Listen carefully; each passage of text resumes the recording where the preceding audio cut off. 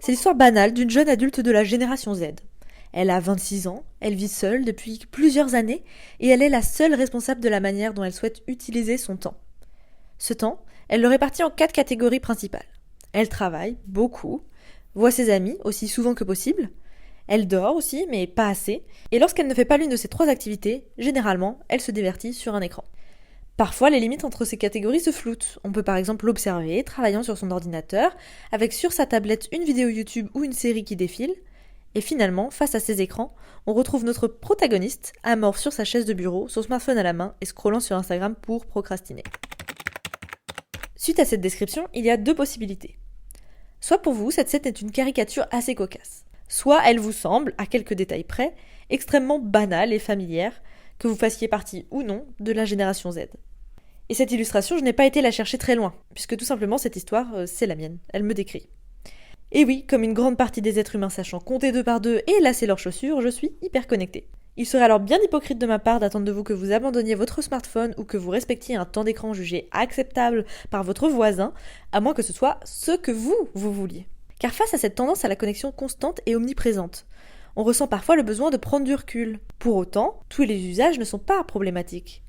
Car entre nous, lorsque vous regardez un film Netflix entre amis, que vous découvrez les meilleures recettes de pancakes de TikTok pour votre brunch de demain, que vous rejoignez une communauté de militants écologistes sur Instagram, ou que vous éclatez de rire devant la dernière vidéo de Squeezie après une grosse journée de travail, tout va bien, non ? Évidemment, là je vous dresse un tableau parfait, vous savez très bien que ce n'est pas que ça. Malheureusement, pour beaucoup d'entre nous, il y a un côté obscur, une dark side, qui est livrée avec la disponibilité constante d'Internet et de tout le contenu qui y regorge. Les comportements alarmants et contre lesquels nous allons nous battre ensemble. Et les comportements à cause desquels ce podcast existe en fait, tout simplement. Ce sont ces connexions compulsives, involontaires, automatiques, par défaut, qui consument notre humanité. Ce sont tous ces comportements qui nous font devenir l'ombre de nous-mêmes. Ceux qui nous volent notre temps, notre attention, notre capacité de concentration, notre créativité. Ceux qui, si on les laisse prendre le dessus, font de nous des êtres passifs, éteints, incomplets, ni heureux, ni ambitieux, ni satisfaits, seulement apathiques ou peut-être un peu moroses. En gros, un tableau pas très réjouissant. Et là, vous sentez le cri du cœur, l'alarme qui émane de moi et qui est la raison de ce podcast. Mais alors, qu'est-ce que je fais ? Je déculpabilise parce que tout n'est pas grave, mais en même temps, je trouve que je passe trop de temps en ligne. Qu'est-ce que je fais ? Je suis un peu perdue. Pas de panique. En tant que grande prêtresse autoproclamée du bien-être numérique, mon rôle est de vous aider à trouver votre manière de bien vivre avec ces outils. Grâce au podcast Et si tu posais ton tel, je suis votre amie bienveillante et pleine de ressources qui connaît tout un tas de faits et d'experts sur le sujet de l'hyperconnexion. Mais je l'espère, sans être relou.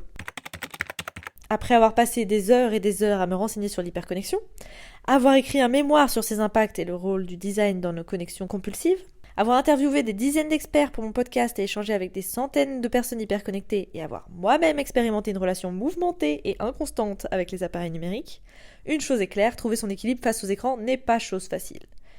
C'est un long chemin, irrégulier, instable, mouvant, rebutant et complexe, mais c'est un chemin qui existe et qui devient de plus en plus facile à emprunter au fur et à mesure qu'on le pratique, qu'on a conscience de l'emprunter et qu'on évolue en son sein, proposant alors des paysages de plus en plus riches et magnifiques.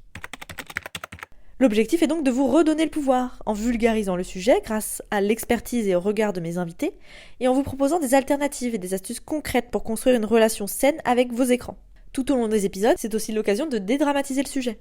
Certes, on voit des conséquences réellement alarmantes et sérieuses dans ces échanges, mais notre relation avec notre smartphone n'a pas forcément à devenir un stress ou une injonction supplémentaire dans nos vies, qui en sont déjà bien remplies. Vous pourrez de nouveau profiter des bons usages sans culpabiliser, et mieux maîtriser les moments de dérive pour reprendre le contrôle.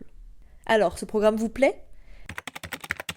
J'avoue, cet épisode capsule, c'était encore une sorte de bande-annonce numéro 2 pour expliquer le projet si tu posais ton tel, vous raconter une histoire, vous faire vous projeter dans la vision, etc. Et j'espère que vous vous y retrouvez, j'espère que ça vous parlera, et j'espère qu'en sortant de cet épisode, de cette petite discussion entre nous, ce sera l'occasion pour vous de vous dire « Ok, effectivement, mon rapport à l'hyperconnexion n'est pas tout blanc tout noir, il y a des choses que je peux me permettre, des choses sur lesquelles j'ai envie de travailler, et qu'est-ce qu'on fait maintenant qu'on sait tout ça ?»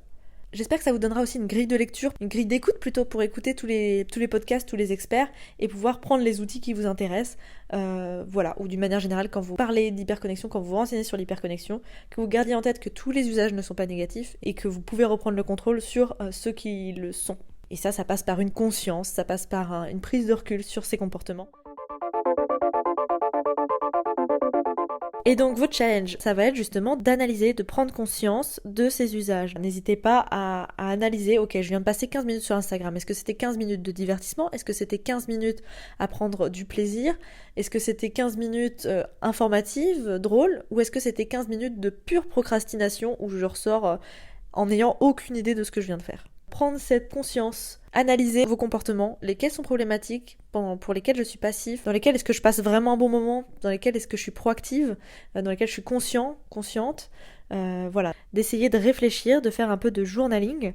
Quand je parle de journaling, je parle de tenir un compte, un journal de bord, une note quelque part, dans un carnet ou sur votre téléphone, pour noter quelles sont vos activités, vos ressentis en fonction du temps passé sur les différentes applications.